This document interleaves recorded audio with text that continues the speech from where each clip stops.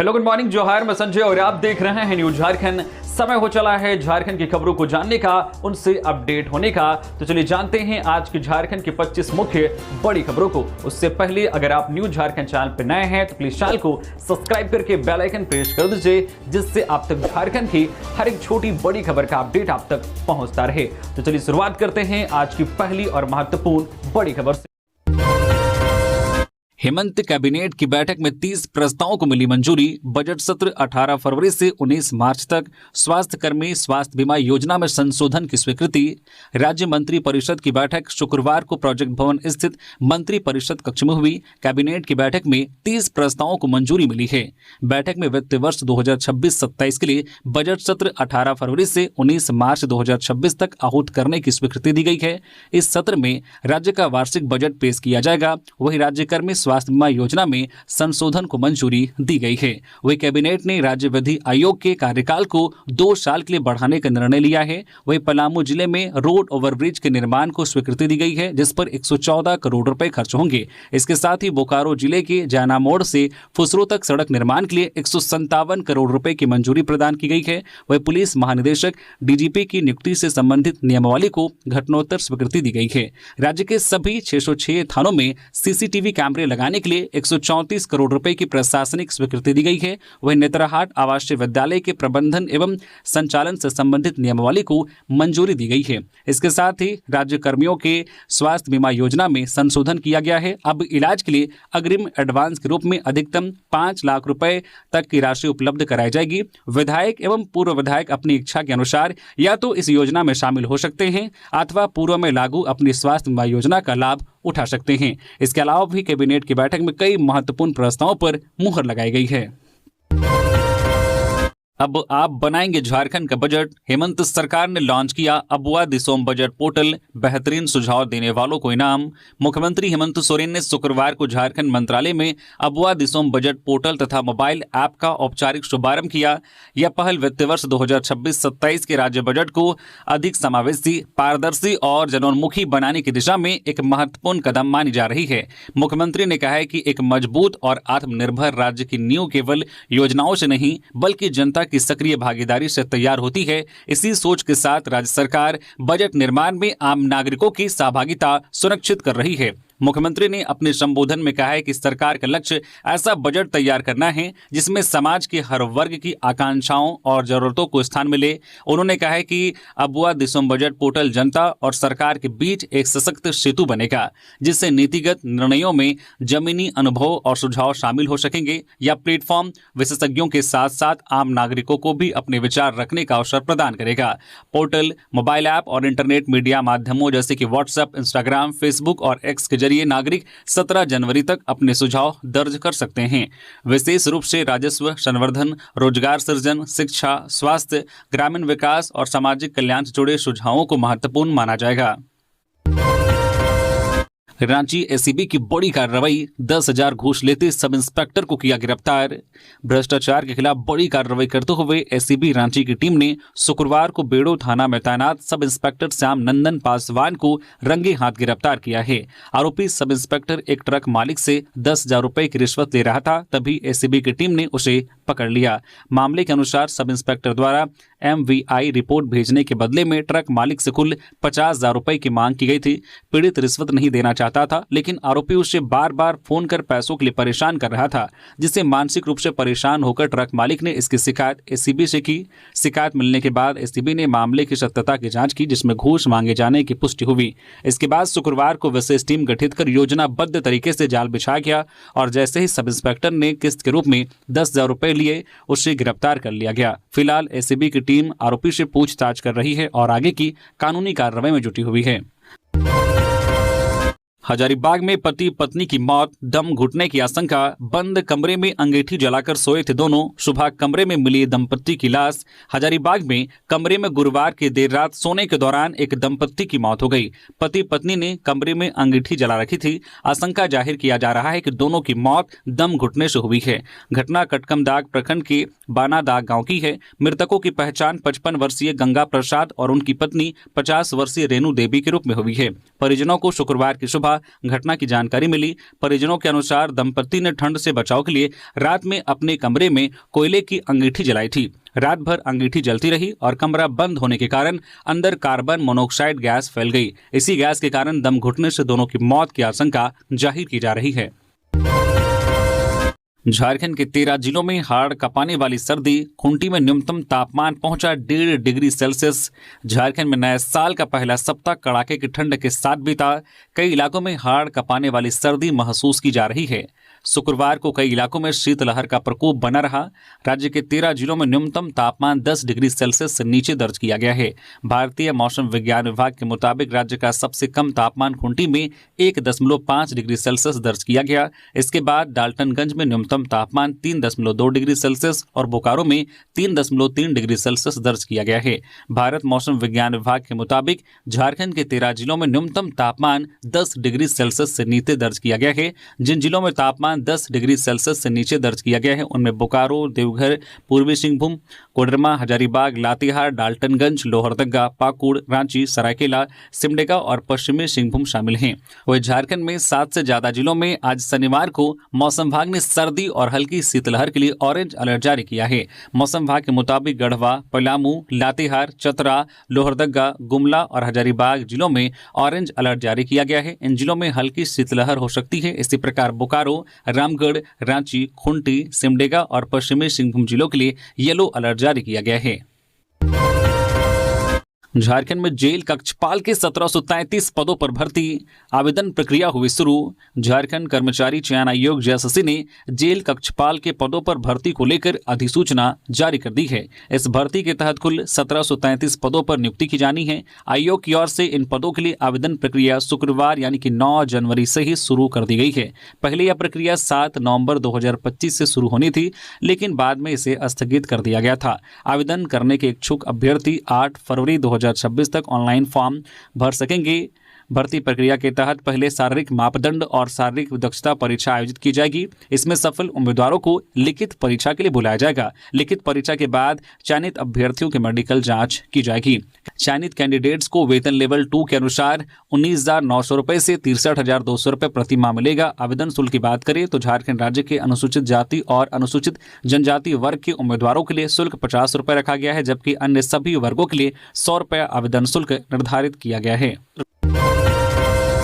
शिक्षक बनने का इंतजार खत्म होने की उम्मीद। जेटेट 2025 का ड्राफ्ट तैयार। झारखंड में शिक्षक बनने की तैयारी कर रहे अभ्यर्थियों के लिए राहत भरी खबर है। सरकार ने 9 वर्षों से लंबित झारखंड शिक्षक पात्रता परीक्षा जेटेट को लेकर सरकार ने जेटेट 2025 के नई नियमावली का ड्राफ्ट तैयार कर लिया है। ड्राफ्ट पर आम लोगों और अभ्यर्थियों से सुझाव व आपत्तियां मांगी गई थी, जिनका निपटारा भी कर लिया गया है। अब केवल कैबिनेट की स्वीकृति मिलना बाकी है, जिसके बाद परीक्षा आयोजित करने और शिक्षक नियुक्ति की प्रक्रिया आगे बढ़ सकेगी। जेटेट का आयोजन नहीं होने के कारण राज्य में शिक्षक बहाली लंबे समय से रुकी हुई थी। इसका सीधा असर सरकारी प्राथमिक और मध्य विद्यालयों पर पड़ा है, जहां शिक्षकों की भारी कमी बनी हुई है। नई नियमावली के माध्यम से सरकार ने परीक्षा और नियुक्ति प्रक्रिया को स्पष्ट, पारदर्शी और राष्ट्रीय मानकों के अनुरूप बनाने का दावा किया है, ताकि भविष्य में किसी तरह के कानूनी विवाद की स्थिति न बने। जेटेट में देरी का मामला झारखंड हाईकोर्ट तक पहुंचा था। हाईकोर्ट ने 25 सितंबर को राज्य सरकार को निर्देश दिया था कि जेटेट परीक्षा आयोजित होने तक किसी भी नई शिक्षक बहाली की प्रक्रिया नहीं अपनाई जाए। साथ ही अदालत ने मार्च 2026 तक हर हाल में परीक्षा कराने का आदेश दिया था। इसके बाद सरकार ने नई नियमावली को अंतिम रूप देने की प्रक्रिया तेज की और ड्राफ्ट तैयार किया। हालांकि अभी तक जेटेट 2025 की परीक्षा तिथि घोषित नहीं की गई है, लेकिन नियमावली का ड्राफ्ट तैयार होना इस बात का संकेत है कि वर्षों से अटकी परीक्षा के आयोजन की दिशा में सरकार ने ठोस कदम बढ़ा दिए हैं। झारखंड को मिला एक और medical college. CM Hemant Soren ने मेडिकल कॉलेज का किया उद्घाटन।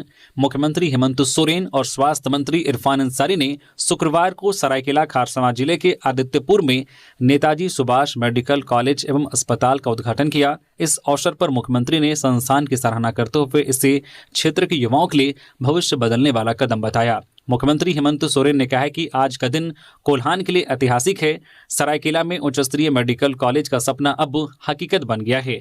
यह संस्थान न केवल शिक्षा प्रदान करेगा, बल्कि पीढ़ी दर पीढ़ी समाज की सेवा के लिए योग्य डॉक्टर तैयार करेगा। उन्होंने बताया कि झारखंड में वर्तमान में 10 मेडिकल कॉलेज है और सरकार का लक्ष्य है कि अगले 4 वर्षों में से 20 तक बढ़ाना है। उन्होंने कहा कि चाईबासा, कोडरमा और बोकारो के सरकारी मेडिकल कॉलेजों का निर्माण युद्ध स्तर पर चल रहा है। मुख्यमंत्री ने मेडिकल स्टूडेंट्स को भरोसा दिलाया है कि उन्हें संस्थान से उच्च गुणवत्ता वाली शिक्षा मिलेगी और समय समय पर वे संस्थान से संपर्क बनाए रखेंगे ताकि स्वास्थ्य क्षेत्र में और सुधार किया जा सके। धनबाद के सिंदरी में स्कूल वैन और स्कूटी में टक्कर, एक की मौत, कई बच्चे और वैन चालक घायल, स्कूटी सवार महिला गंभीर रूप से जख्मी। धनबाद जिले के सिंदरी थाना क्षेत्र में बीबीएम कॉलेज के पास शुक्रवार को एक सड़क हादसा हुआ। डिनोबली स्कूल की वैन और एक स्कूटी की टक्कर में स्कूटी सवार एक पुरुष की मौके पर ही मौत हो गई। इस दुर्घटना में एक महिला गंभीर रूप से घायल हुई है, जबकि वैन में सवार कई बच्चे और चालक भी जख्मी हुए हैं। प्रत्यक्षदर्शियों के अनुसार डिनोबली स्कूल की वैन बच्चों को लेकर घर छोड़ने जा रही थी। इसी दौरान सामने से तेज रफ्तार में आ रही एक स्कूटी वैन से टकरा गई। टक्कर इतनी भीषण थी कि घटनास्थल पर लोग जमा हो गए। स्कूटी पर सवार पुरुष और महिला दोनों गंभीर रूप से घायल हो गए। पुरुष ने घटनास्थल पर ही दम तोड़ दिया। महिला को नजदीकी अस्पताल में भर्ती कराया गया है, जहां उनका इलाज चल रहा है। वैन में चालक सहित कुल 12 बच्चे सवार थे, जिनमें बच्चे भी शामिल थे। हादसे में वैन सवार कई बच्चे और चालक भी घायल हुए हैं। हजारीबाग के बाद कोडरमा में भी दम घुटने से पति पत्नी की मौत, बोरसी जलाकर सो गए थे, जमीन पर पड़ी मिली लाश। कोडरमा थाना क्षेत्र के पूर्वा नगर में भी गुरुवार की देर रात धुएं से दम घुटने के कारण एक दंपत्ति की मौत हो गई। घटना की जानकारी शुक्रवार सुबह सामने आई। मृतकों की पहचान 55 वर्षीय वीरेंद्र शर्मा ननकू और उनकी 48 वर्षीय पत्नी कांति देवी के रूप में हुई है। जानकारी के अनुसार ठंड के कारण दंपत्ति ने रात को अपने कमरे में बोरसी रखकर सोने का प्रयास किया था। सुबह उनके शव कमरे में पड़े हुए पाए गए। मृतक दंपत्ति की बड़ी बहू जयंती देवी ने बताया कि गुरुवार शाम वीरेंद्र शर्मा अपनी आंखों की समस्या के लिए सदर अस्पताल गए थे। घर लौटने के बाद पूरा परिवार रात का भोजन करने के बाद करीब 11 बजे सो गया। ठंड को देखते हुए वीरेंद्र और उनकी पत्नी ने बोरसी अपने कमरे में रखी, जिसमें लकड़ी जल रही थी। शुक्रवार सुबह करीब 6 बजे जयंती देवी ने झाड़ू लगाते समय अपने सास ससुर को बेसुध अवस्था में पाया। उनके नाक से खून बह रहा था। उन्होंने तुरंत शोर मचाया और परिवार के अन्य सदस्यों को जगाया। दंपत्ति को सदर अस्पताल कोडरमा ले जाया गया, जहां चिकित्सकों ने उन्हें मृत घोषित कर दिया। वीरेंद्र शर्मा कोडरमा बाजार में एक सैलून संचालित करते थे। हेमंत कैबिनेट की बैठक में इन महत्वपूर्ण प्रस्तावों पर भी लगी मुहर। शुक्रवार को हुई कैबिनेट की बैठक में कई अन्य महत्वपूर्ण प्रस्तावों पर भी मुहर लगी है, जिसमें गोड्डा जिले के सैदापुर बियर योजना के लिए आवश्यक राशि स्वीकृत की गई है। वहीं चतरा चौपारण पथ के निर्माण एवं सुदृढ़ीकरण के लिए 35 करोड़ रुपए की मंजूरी दी गई है। वहीं तेलो तरंगा सड़क परियोजना के लिए 81 करोड़ रुपए स्वीकृत किए गए हैं। वहीं जमशेदपुर महिला विश्वविद्यालय में पदों के पुनर्गठन को स्वीकृति दी गई है। वहीं रक्षा शक्ति विश्वविद्यालय में भी पदों के पुनर्गठन का निर्णय लिया गया है। राज्य में नारी अदालत योजना को लागू करने की मंजूरी दी गई है। नारी अदालत योजना का प्रथम चरण राज्य की 10 पंचायतों में शुरू किया जाएगा। वही झारखंड मिल्क फेडरेशन के अंतर्गत सरायकेला जिले में नया डेयरी प्लांट स्थापित किया जाएगा। वही अनुपूरक बजट को घटनोत्तर स्वीकृति प्रदान की गई है। वही राज्य कर्मी स्वास्थ्य बीमा योजना में संशोधन को मंजूरी दी गई है। वही झारखंड कोषागार संहिता में आवश्यक संशोधन को स्वीकृति दी गई है। इसी तरह मुख्यमंत्री हेमंत सोरेन के नेतृत्व में दावोस में आयोजित होने वाले कार्यक्रम में भागीदारी को मंजूरी दी गई है। इसके अलावा भी कैबिनेट की बैठक में कई महत्वपूर्ण प्रस्तावों पर मुहर लगी है। रांची के रिम्स और राज हॉस्पिटल को किडनी ट्रांसप्लांट की मंजूरी। राज्य में किडनी ट्रांसप्लांट की सुविधा शुरू होने का रास्ता साफ हो गया है। Rajendra institute of medical sciences RIMS और राज हॉस्पिटल को किडनी प्रत्यारोपण का लाइसेंस देने पर सहमति बन गई है। जल्द ही दोनों संस्थानों को औपचारिक लाइसेंस जारी कर दिया जाएगा। इसके बाद झारखंड के मरीजों को इलाज के लिए बाहर जाने की मजबूरी नहीं रहेगी। यह निर्णय शुक्रवार को स्वास्थ्य, चिकित्सा शिक्षा एवं परिवार कल्याण विभाग के अपर मुख्य सचिव अजय कुमार सिंह की अध्यक्षता में उनके कार्यालय कक्ष में आयोजित मानव अंग प्रत्यारोपण अधिनियम के तहत गठित परामर्शदात्री समिति की बैठक में लिया गया। रांची में लापता हुए भाई बहन की तलाश में 3 एसपी के नेतृत्व में मौशीबाड़ी बस्ती में छापेमारी। राजधानी रांची के दुर्गा थाना क्षेत्र स्थित मौशीबाड़ी से बीते 2 जनवरी को लापता हुए भाई बहन की तलाश में पुलिस लगातार जुटी हुई है। इसी कड़ी में शुक्रवार को सिटी एसपी, ग्रामीण एसपी और ट्रैफिक एसपी के नेतृत्व में पुलिस की टीम मौशीबाड़ी और उसके अगल बगल के इलाकों में तलाशी अभियान चलाई। एक तरफ जहां रांची पुलिस की technical team call records, CCTV footage और अन्य इलेक्ट्रॉनिक साक्ष्यों के आधार पर दोनों बच्चों का पता लगाने की कोशिश कर रही है। वहीं दूसरी तरफ डॉग स्क्वाड की टीम प्रशिक्षित कुत्तों की मदद से लापता बच्चों के सुराग खोजने में जुटी हुई है। सर्च ऑपरेशन में धुरवा, जगन्नाथपुर और सुखदेवनगर थाना प्रभारी सहित बड़ी संख्या में पुलिस बल को लगाया गया है। मौशीबाड़ी और उसके आसपास के संभावित ठिकानों पर सघन तलाशी अभियान चलाया जा रहा है। पुलिस सूत्रों के अनुसार सर्च टीम हर उस व्यक्ति से पूछताछ कर रही है जिस पर बच्चों को लेकर कोई भी संदेह है। 8 दिन बीत जाने के कारण बच्चों के परिजन और स्थानीय लोगों में भी अब मायूसी का माहौल है। परिजन लगातार पुलिस से अपील कर रहे हैं कि उनके बच्चों को जल्द से जल्द सुरक्षित वापस लाया जाए। पुलिस ने जनता से भी अपील की है कि अगर किसी को भी बच्चों के बारे में कोई जानकारी मिलती है तो वे तुरंत स्थानीय थाना या वरिष्ठ पुलिस अधिकारियों से संपर्क करें। मुख्यमंत्री का प्रयास लाया रंग। नाइजर में झारखंड के 5 प्रवासी श्रमिकों के अपहरण के 8 माह बाद हुई सकुशल रिहाई। मुख्यमंत्री हेमंत सोरेन के हस्तक्षेप के बाद दक्षिण अफ्रीका के नाइजर से झारखंड के अपहृत एवं कल्पतरू ट्रांसमिशन लाइन कंपनी में कार्यरत 5 श्रमिकों की सुरक्षित रिहाई हो गई है। राज्य प्रवासी नियंत्रण कक्ष सभी श्रमिकों से दूरभाषा पर बातचीत कर उनकी वर्तमान स्थिति से अवगत हुआ है। मेडिकल जांच एवं अन्य आवश्यक औपचारिकताएं पूर्ण करने के उपरांत हवाई मार्ग से श्रमिकों को झारखंड भेजे जाने की प्रक्रिया की जाएगी। जेपीएससी सिलेबस और जेएसएससी कक्षपाल भर्ती को लेकर असंतोष। जेएलकेएम ने राज्यपाल को सौंपा ज्ञापन। झारखंड लोक सेवा आयोग जेपीएससी के सिलेबस और झारखंड कर्मचारी चयन आयोग जेएसएससी द्वारा कक्षपाल पद के लिए जारी भर्ती विज्ञापन संख्या 7/2025 को लेकर राज्य में असंतोष बढ़ता जा रहा है। इसी मुद्दे पर झारखंड लोकतांत्रिक क्रांतिकारी मोर्चा जेएलकेएम के केंद्रीय उपाध्यक्ष देवेंद्र नाथ महतो ने राज्यपाल को ज्ञापन सौंपा।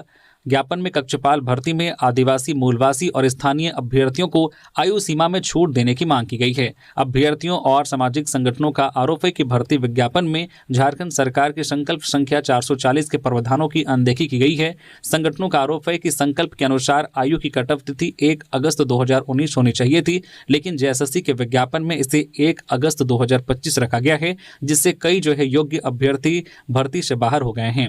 विज्ञापन में जेपीएससी सिविल सेवा परीक्षा के सिलेबस को लेकर भी आपत्ति जताई गई है। कहा गया कि वर्तमान सिलेबस आदिवासी और ग्रामीण पृष्ठभूमि के अभ्यर्थियों के लिए अत्यंत कठिन और जटिल है। देश की प्रसिद्ध कोचिंग संस्था दृष्टि आईएएस के निदेशक विकास दिव्यकृति ने भी सार्वजनिक रूप से माना है कि जेपीएससी का सिलेबस यूपीएससी से भी अधिक कठिन है। मेयर चुनाव। रांची और आदित्यपुर एसटी, गिरिडीह एससी और हजारीबाग ओबीसी के लिए आरक्षित। झारखंड सरकार ने एक महत्वपूर्ण फैसले में राज्य के नगर निगम, नगर परिषद और नगर पंचायतों के मेयर एवं अध्यक्ष पदों के आरक्षण की अधिसूचना जारी कर दी है। रांची और आदित्यपुर नगर निगम के मेयर का पद अनुसूचित जनजाति एसटी के लिए, गिरिडीह नगर निगम का मेयर पद अनुसूचित जाति एससी के लिए आरक्षित किया गया है। वहीं धनबाद, चास, मानगो और देवघर नगर निगम के मेयर का पद अनारक्षित रखा गया है। इसी तरह नगर परिषद के आरक्षण की बात की जाए तो अनारक्षित श्रेणी में गढ़वा, विश्रामपुर, चतरा, पाकुड़, दुमका, मिहिजाम, चिरकुंडा, चाईबासा, कपाली और जुगसलाई शामिल हैं। इसी तरह ओबीसी 2 में झुमरी तिलैया, ओबीसी 1 में गोड्डा, अनुसूचित जाति एससी में फुसरो, साहिबगंज और अनुसूचित जनजाति एसटी श्रेणी में रामगढ़, लोहरदगा, कुमला, सिमडेगा और चक्रधरपुर शामिल हैं। इसी तरह नगर पंचायत के आरक्षण की बात की जाए तो अनारक्षित श्रेणी में वंशीधरनगर, मंझियाओं, छतरपुर, कोडरमा, बड़की सरैया, धनवार, बरहड़वा, बासुकीनाथ, जामताड़ा और सरायकेला शामिल हैं। इसी तरह अनुसूचित जाति एससी में हुसैनाबाद, हरिहरगंज और अनुसूचित जनजाति एसटी में लातेहार, महगामा, खुंटी, बुंडू और चाकुलिया शामिल हैं। वहीं ओबीसी 1 में राजमहल और ओबीसी 2 में डोमचांच नगर पंचायत के अध्यक्ष का पद आरक्षित किया गया है। गुमला में सड़क हादसे में एक की मौत। पुगू ढोरहा के पास बाइक सवार 2 में से एक जख्मी, दूसरा मृत। गुमला जिले के सदर थाना क्षेत्र में रांची गुमला मुख्य मार्ग पर शुक्रवार दोपहर करीब 2 बजे एक सड़क हादसे में बाइक सवार एक युवक की मौत हो गई। इस दुर्घटना में एक अन्य व्यक्ति गंभीर रूप से घायल हो गया, जिसका इलाज अस्पताल में चल रहा है। स्थानीय लोगों के अनुसार मृतक की पहचान करमडीपा निवासी मनोज कुमार 35 वर्षीय पिता सुरेंद्र लोहरा के रूप में हुई है। वही घायल सुरेंद्र उरांव 35 वर्षीय पिता छोटन उरांव पुगू खोपा टोली निवासी निवासी को सिर सहित शरीर के अन्य हिस्सों में गंभीर चोट आई है। दोनों एक ही बाइक पर सवार होकर आ रहे थे जब यह हादसा हुआ। दुर्घटना के सटीक कारण का भी खुलासा नहीं हो सका है। हालांकि आशंका जताई जा रही है कि बाइक पुल के समीप रेलिंग या किसी पेड़ से टकराई गई होगी। गंभीर अवस्था में दोनों को गश्ती पर निकली पुलिस टीम ने वाहन से सदर अस्पताल पहुंचाया। अस्पताल में डॉक्टर श्वेता कुमारी ने इलाज के दौरान मनोज कुमार को मृत घोषित कर दिया। वहीं सुरेंद्र उरांव का इलाज बेहोशी की हालत में जारी है। गढ़वा में भी हाथी ने एक महिला को मार डाला। 2 किलोमीटर तक कंधे पर परिजनों ने ढोया शव। गढ़वा जिले में भी हाथी के आतंक का एक और दिल दहला देने वाला मामला सामने आया है। चिनिया थाना क्षेत्र के चिरका गांव में जंगली हाथी ने एक महिला को कुचलकर मार डाला। घटना के बाद इलाके में दहशत का माहौल है। घटना के बाद ग्रामीणों को भारी परेशानी का सामना करना पड़ा। सड़क की सुविधा नहीं होने के कारण महिला के शव को करीब 2 किलोमीटर तक कंधे पर उठाकर गाँव तक लाया गया। बुनियादी सुविधाओं की कमी एक बार फिर सामने आई है। यह गढ़वा जिले में वर्ष 2026 का पहला हाथी हमला है। इससे पहले वर्ष 2024 और 2025 में हाथी के हमले में 18 लोगों की जान जा चुकी है। गौरतलब है कि इन दिनों पूरे झारखंड में हाथियों का आतंक लगातार बढ़ता जा रहा है। साल 2026 के सिर्फ 9 दिनों में ही हाथी के हमले से अब तक कम से कम 20 से ज्यादा लोगों की मौत हो चुकी है, जो बेहद चिंताजनक है। ग्रामीणों ने वन विभाग से इलाके में हाथियों की निगरानी बढ़ाने, मुआवजा देने और स्थायी समाधान की मांग की है। वहीं प्रशासन की ओर से अब तक कोई ठोस कदम नजर नहीं आ रहा है। देवघर के बाबा वैद्यनाथ मंदिर के 18 दान पात्रों में मिली 15,53,000 की राशि। देवघर के बाबा वैद्यनाथ मंदिर प्रांगण स्थित सभी 18 दान पात्रों को शुक्रवार को मंदिर प्रशासन की मौजूदगी में खोला गया। दान पात्रों में मिली राशि की गिनती में कुल 15,53,215 रुपए प्राप्त हुए हैं। इसके अलावा दान स्वरूप नेपाली मुद्रा 1525 रुपए, 1 अमरीकी डॉलर व 10 दिरहम भी मिले हैं। दान पात्रों से निकाली गई राशि को गिनती के लिए मंदिर के प्रशासनिक भवन में सुरक्षित रखा गया, जहां नियमानुसार गणना की गई। इस दौरान सुरक्षा के कड़े प्रबंध किए गए थे। यह जानकारी देवघर डीसी नमन प्रियेश लकड़ा ने दी है। जस्टिस महेश शरद चंद्र रौनक बने झारखंड हाईकोर्ट के मुख्य न्यायाधीश। राज्यपाल ने दिलाई शपथ। जस्टिस महेश शरद चंद्र रौनक शुक्रवार को झारखंड हाईकोर्ट के मुख्य न्यायाधीश के रूप में शपथ ली है। लोक भवन में आयोजित समारोह में राज्यपाल संतोष कुमार गंगवार ने उन्हें पद और गोपनीयता की शपथ दिलाई। बता दें कि सुप्रीम कोर्ट के कॉलेजियम ने बम्बई हाईकोर्ट के जज के रूप में कार्यरत न्यायमूर्ति महेश शरद चंद्र रौनक को झारखंड हाईकोर्ट का नया मुख्य न्यायाधीश नियुक्त करने की पिछले महीने सिफारिश की थी। जस्टिस रौनक ने 8 जनवरी को 62 वर्ष की आयु पूरी होने पर तत्कालीन मुख्य न्यायाधीश तरलोक सिंह चौहान के सेवानिवृत्त होने के बाद कार्यभार संभाला। जस्टिस रौनक के शपथ ग्रहण समारोह में मुख्यमंत्री हेमंत सोरेन, मुख्य सचिव अविनाश कुमार और अन्य वरीय अधिकारी मौजूद रहे। धनबाद स्टेशन पर मजिस्ट्रेट की मौजूदगी में टिकट चेकिंग अभियान, 81 यात्री पकड़ाए। धनबाद रेल मंडल में बिना टिकट यात्रा पर रोक लगाने के लिए सघन टिकट जांच अभियान चलाया जा रहा है। इसी क्रम में शुक्रवार को धनबाद स्टेशन पर मजिस्ट्रेट की मौजूदगी में विशेष टिकट चेकिंग अभियान चलाया गया। इस दौरान कुल 81 यात्रियों को पकड़ा गया। उनसे 33,945 रुपये जुर्माने के रूप में वसूले गए। इनमें बिना टिकट व बिना बुक किए गए सामान के साथ सफर कर रहे यात्री शामिल हैं। टिकट चेकिंग अभियान के दौरान स्टेशन परिसर स्थित अनारक्षित टिकट काउंटरों पर यात्रियों की भारी भीड़ देखी गई। चेकिंग टीमों द्वारा स्टेशन के साथ साथ विभिन्न मेल व एक्सप्रेस ट्रेनों में भी जांच की गई। सोमा मुंडा हत्याकांड की जांच करने खुंटी पहुंचे आईजी, कहा जल्द होगा मामले का खुलासा। पढ़ा राजा और अबुआ झारखंड पार्टी के केंद्रीय कार्यकारी अध्यक्ष सोमा मुंडा हत्याकांड की गुत्थी सुलझाने के लिए पुलिस एड़ी चोटी का जोर लगाती दिख रही है। खुद सीआईडी के एडीजी सह रांची के प्रभारी आईजी मनोज कौशिक खुंटी पहुंचे और एसपी मनीष टोप्पो समेत गठित जांच टीम के पदाधिकारियों के साथ शुक्रवार को बैठक की। उन्होंने अब तक हुई कार्रवाई की जानकारी ली। इस दौरान हत्या के कारणों से जुड़े तमाम संभावनाओं को खंगाला गया। मनोज कौशिक ने मीडिया को बताया है कि हत्याकांड की जांच हर एंगल से की जा रही है। एसपी के निर्देश पर जांच टीम का भी गठन किया जा चुका है। उन्होंने भरोसा दिलाया है कि जल्द ही गुत्थी को सुलझा लिया जाएगा और हत्याकांड में शामिल लोग सलाखों के पीछे होंगे। अभी तक की जानकारी के मुताबिक दर्जन भर लोगों को हिरासत में लेकर पूछताछ की जा रही है। रांची नगर निगम का अतिक्रमण पर सख्त एक्शन, 2 मुख्य सड़कों से हटाया गया कब्जा।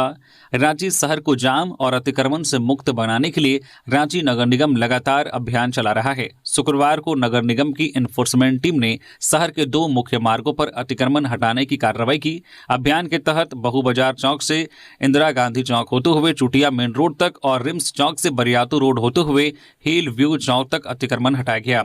चुटिया मुख्य सड़क पर नालियों के ऊपर किए गए अवैध निर्माण और कब्जों को हटाया गया। वही बरियातू रोड पर सड़क किनारे लगाए गए ठेला, अस्थायी दुकानें और अन्य अवैध अतिक्रमण को हटाया गया। इस दौरान बरियातू रोड से ठेला, कैरेट और अन्य अतिक्रमण सामग्री को जब्त भी किया गया।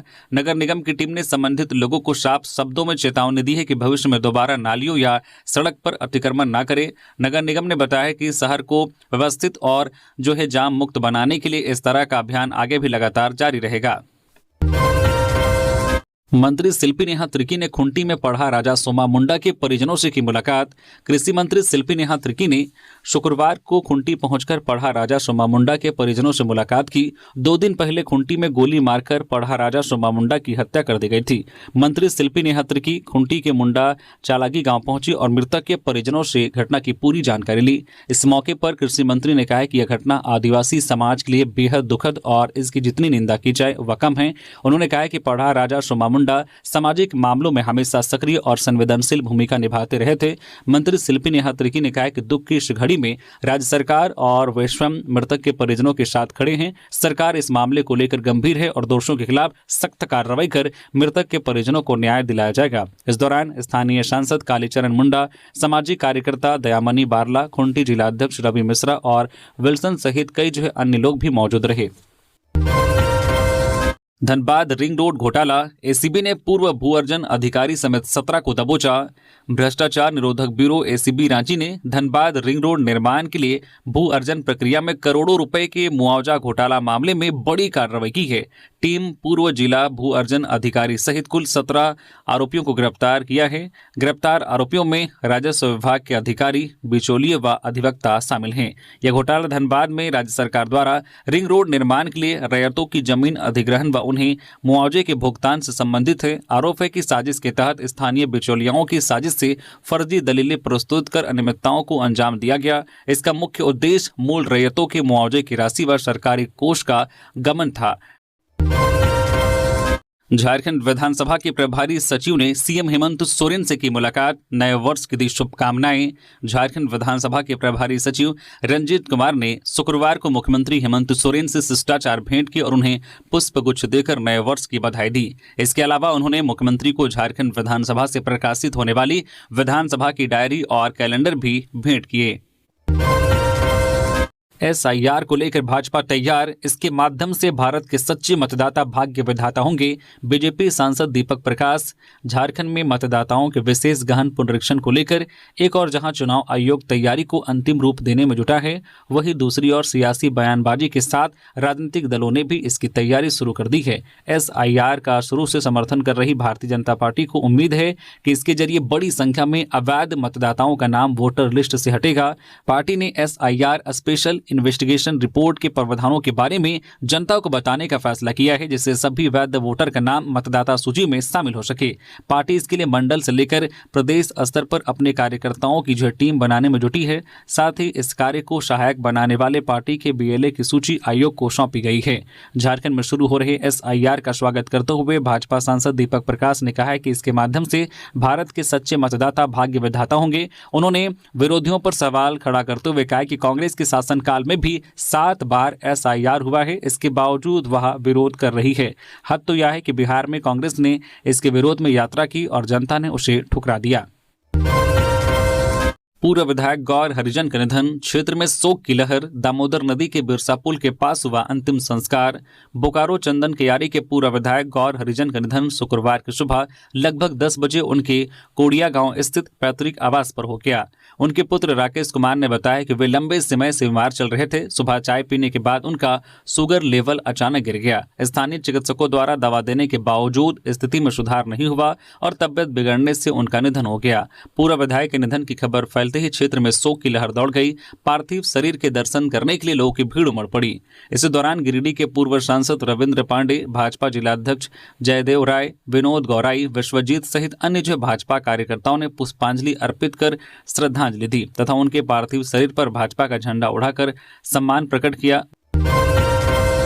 अपनी मांगों को लेकर चतुर्थ कर्मचारियों ने लोक भवन के समक्ष दिया धरना।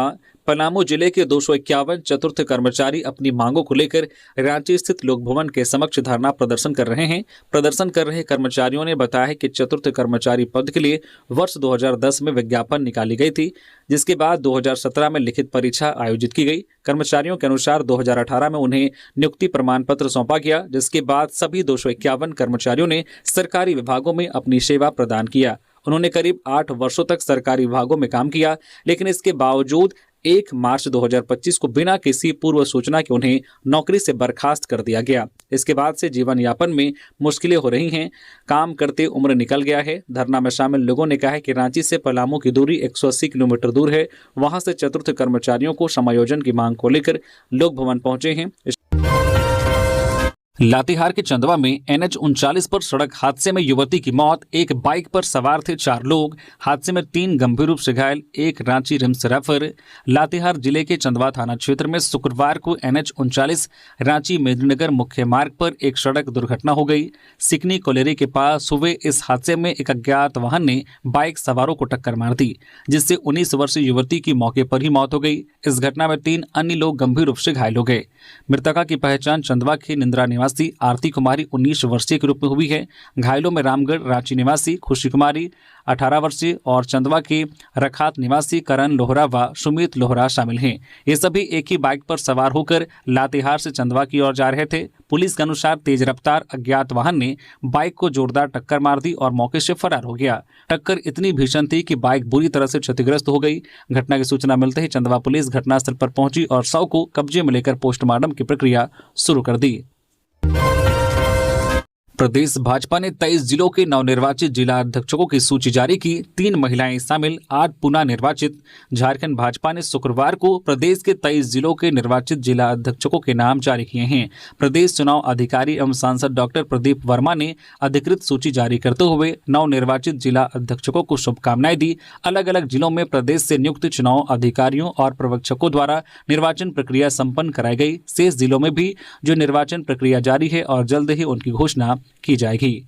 नवनिर्वाचित जिला अध्यक्षों की सूची इस प्रकार है। दुमका में रुपेश मंडल, पाकुड़ में सरिता मुर्मू, जामताड़ा में सुमित सरन, देवघर में सचिन रवानी, गोड्डा में लक्ष्मी चक्रवर्ती, साहिबगंज में गौतम यादव, धनबाद ग्रामीण में मोहन कुंभकार, धनबाद महानगर में श्रवण राय, गिरिडीह महानगर में रंजीत कुमार राय, गिरिडीह ग्रामीण में महेंद्र वर्मा, हजारीबाग में विवेकानंद सिंह, चतरा में रामदेव भोक्ता, रामगढ़ में संजीव कुमार, रांची महानगर में वरुण साहू, रांची पूर्वी में विनय महतो, रांची पश्चिम में नरेंद्र सिंह, गुमला में सागर उरांव, सिमडेगा में दीपक पुरी, पलामू में अमित तिवारी, लातेहार में बंसी यादव, चाईबासा में गीता बालमोचू, चक्रधरपुर में दीपक पासवान और सरायकेला खारसवा में हरेकृष्ण प्रधान को बनाया गया है।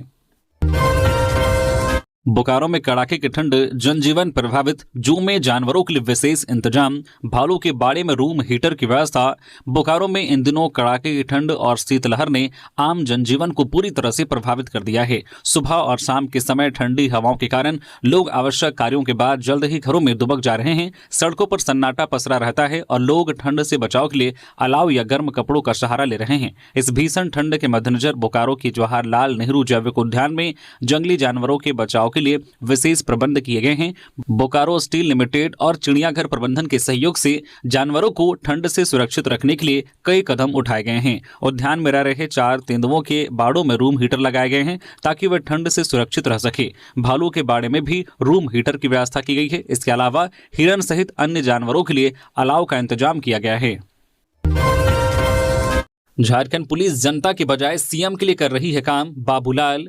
राजधानी रांची के धुरवा इलाके से 2 मासूम बच्चों के लापता होने के 1 सप्ताह बाद भी उनकी सकुशल बरामदगी नहीं होने को लेकर राज्य की राजनीति गर्मा गई है। नेता प्रतिपक्ष बाबूलाल मरांडी ने इस मामले में राज्य सरकार और पुलिस प्रशासन पर गंभीर आरोप लगाए हैं। उन्होंने कहा है कि यह घटना सरकार और पुलिस की कार्यशैली की विफलता को उजागर करती है। बाबूलाल मरांडी ने अपने सोशल मीडिया पोस्ट में कहा है कि यदि पुलिस ने समय रहते प्राथमिकी दर्ज कर तत्परता से जांच की होती और डॉग स्क्वाड समेत अन्य संसाधनों का तत्काल उपयोग किया होता तो हालात अलग हो सकते थे। उन्होंने कहा है कि उच्च न्यायालय द्वारा इस मामले में स्वतः संज्ञान लिया जाना दर्शाता है कि मामला कितना गंभीर है। नेता प्रतिपक्ष ने आरोप लगाया है कि पुलिस विभाग जनता के प्रति जवाबदेह होने के बजाय मुख्यमंत्री हेमंत सोरेन के निजी हितों को साधने में लगा हुआ है। पलामू जिला भाजपा के दोबारा अध्यक्ष चुने गए अमित तिवारी। पलामू जिला भाजपा अध्यक्ष के चुनाव को लेकर पार्टी नेताओं व पदाधिकारियों की बैठक जिला कार्यालय मेदिनीनगर में हुई। बैठक में बतौर चुनाव पर्यवेक्षक विधायक नीरा यादव, प्रदेश प्रवक्ता रमाकांत महतो व सांसद विष्णु दयाल राम की मौजूदगी में अमित तिवारी को सर्वसम्मति से एक बार फिर जिला अध्यक्ष चुना गया। उनके चुनाव पर पार्टी कार्यकर्ताओं में खासा उत्साह देखा गया। तो ये थी आज की झारखंड की टॉप बड़ी खबरें। इसी तरह से झारखंड की हर एक छोटी बड़ी खबर देखने के लिए आप हमारे चैनल न्यूज झारखंड चैनल को सब्सक्राइब करके बेल आइकन प्रेस कर दीजिए, जिससे आप तक झारखंड की हर एक छोटी बड़ी खबर का अपडेट आप तक पहुंचता रहे। तो अभी के लिए बस इतना ही, हमें दीजिए इजाजत, फिर मिलते हैं किसी और खबरों के साथ। धन्यवाद।